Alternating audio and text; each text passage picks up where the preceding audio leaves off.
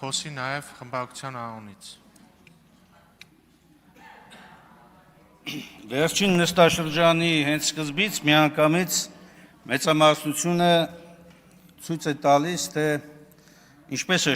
պատրաստում շարունակել իր ապօրինի գործողությունները, այդ թվում նաև սահմանադրությամբ եւ օրենքներով նախատեսված լիազորությունները չարաշահելով։ Ուզում եմ արձանագրել երկու կարևոր հանգաման։ Նախընթաց ամբողջ ժամանակահատվածում դուք վերից վար ոտնահարելով սահմանադրական կարգավորումները ոչ միայն առհամարել եք ժողովրդի վստահության այն քվեն, որ տրված են դիմությանը, այլ նաև ամեն ինչ արել եք, որպեսզի երկրում ընդդիմությունը չօգտվի իր բոլոր կամ ոչ բոլոր անգամ նվազագույն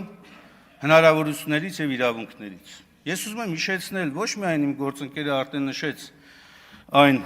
արատավոր վարքագիծը, որ դուք ցուցաբերում եք, խորհրդի մասն եք խոսում, պարոն Սիմոնյան։ Ես մի երկու անգամ ներկա եմ եղել։ Դուք անգամ ընդդիմությանը բարեկամական խմբերում, վերապահված տեղերում առաջարկը ձեր քվեարկությամբ մերժում եք։ Այն նվազագույն իրավունքը, որ տրված ընդդիմությանը, ձեր մեծամասնությամբ մերժում եք։ Դուք մերժում եք ընդդիմության առաջարկները ազգային ժողովի նիստերում հարցեր քննարկելու։ Դուք առհասարակ ամեն ինչ եք մերժում։ Դուք մերժել եք նաև Հայաստանի Հանրապետությունը, դուք մերժել եք Արցախի Հանրապետությունը, դուք մերժել եք Հայաստանի քաղաքացուն։ Հիմա եկել եք այստեղից կանգնել եք, հոխորտում եք ընդդիմության վրա, ինչի՞ չեք գնում ծանոթանալ։ Մեծ մասը ընդդիմության ապօրինի քրեական գործերի հարուցման տակ է, ներառյալ ես։ Այո, եւ ըստ օրենքի ես իրավունք չունեմ փաստորեն ծանոթանալու այդ զեկույցի։ Եվ նորից եմ կրկնում, ապօրինի քրեական հետապնդման ենթակա մեր գործընկերների մասով։ Հիմա դուք հոխորտում եք ում վրա, հոխորտացեք իրավապահ մարմինների վրա, որ նման ապօրինություններ չանեն։ Հոխորտացեք ձեր գործընկերների վրա, որ արհեստական թեմաներ են գեներացնում, հոխորտացեք Նիկոլ Փաշինյանի վրա, որ հարձակում է գործել սահմանադրությամբ պաշտպանվող հայ առաքելական Սուրբ եկեղեցու վրա, հոխորտացեք այդ ուղղությամբ, ոչ թե ընդդիմության վրա։ Այո,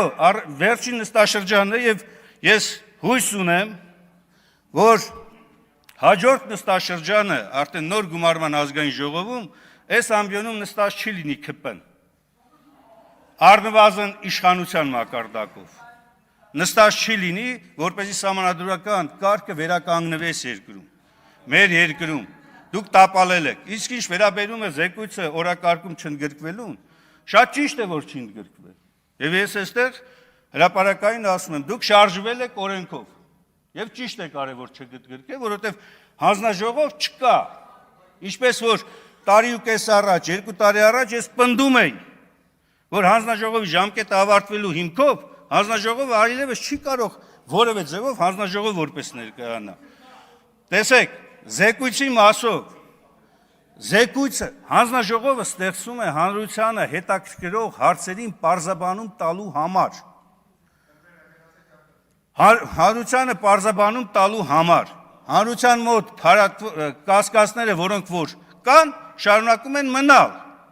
Եվ բոլոր են հանձնաժողովները, ներառյալ բոլոր նրանք, որոնք որ զեկույց էլ չեն ներկայացրել, որպեսզի չասեք, բա այն մյուս հանձնաժողովներն ուր են։ Հանրության մոտ այս կասկածները չեն փարատվել։ Վերջ, սա է արձանագրումը։ Իսկ ինչ վերաբերում է բոլոր են հարցադրումներին, թե ով է պատասխան տալու վաղը մյուս օրը, ես համոզված եմ, որ իշխանության փոփոխությունից հետո այն իշխանության ժամանակ, երբ տեղ են ունեցել ենթադրյալ հանցանքները, դրանք այն ժամանակ են բացահայտվելու, ոչ թե այն իշխանության օրոք, որի ժամանակ ենթադրյալ հանցագործությունները կատարվել են։ Ես ելույթ կունենամ։